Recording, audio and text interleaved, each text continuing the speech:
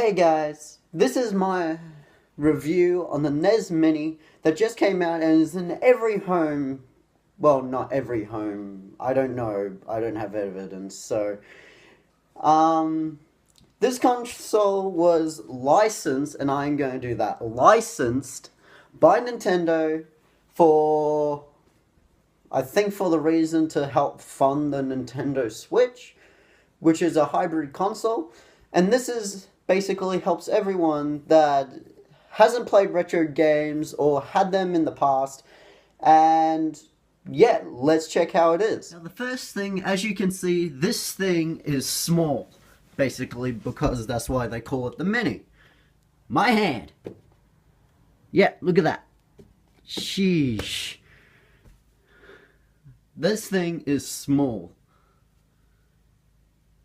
So what you can see here is that it has its, as the original controller, the NES, HDMI cable, power, mini USB cord, and this thing is whoppingly tiny.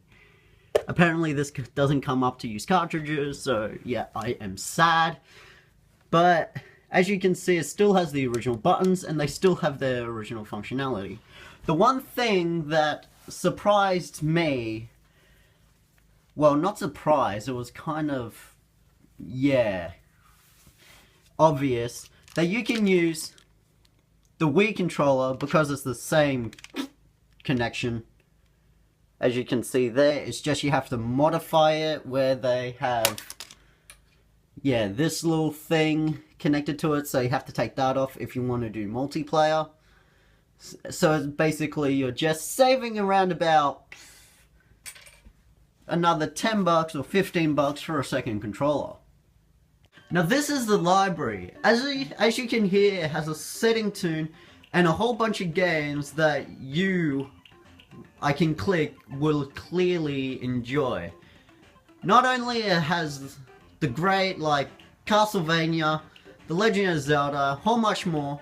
And it basically, the more you play the game, it orders it on how much you play it. So, yeah. And it's just an easy setup, and it's just simple to use. Now here's where you can change the display of how, if you want it like the way it was before, or just better suited for the TV. It looks pretty simple. As you can see, you can add demos, have it like turn it off automatically, and this is just amazing. And now, as you can see there, it just has like saves where with some games of the NES, you didn't have you had save slots, but you didn't with others like Mario and Galaga. You didn't have them. So it's just easy to either keep your score or just keep off where you left off until you want to finish the game. Mario has always been my favorite, so yeah. So here's a little gameplay of it. That was supposed to happen since I'm a bit rusty, so it's just having a good feeling of playing all the classics again, because I always had them at the start of the 2000s when I was 3 years old. Yeah, I need more practice. Exactly 16 years ago, I was basically first introduced to NES by my mother because it was her console. And of that, I remember that size, and it was like a VCR. And it was just amazing. I do miss the exact hardware, it's just I'll have to buy a TV.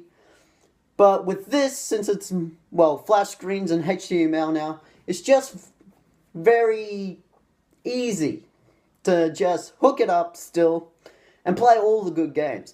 But you do have a limit on the games. It only has around about 30 games. So they are all good, but there are some others that I wish I can play again. But there's other ways to get a NES, like a Raspberry Pi, and then you have all those, or just get an emulator onto your PC. But they are illegal, so I don't recommend it. But with ROMs, to make sure that they're not illegal, you have to have a hard copy of the game.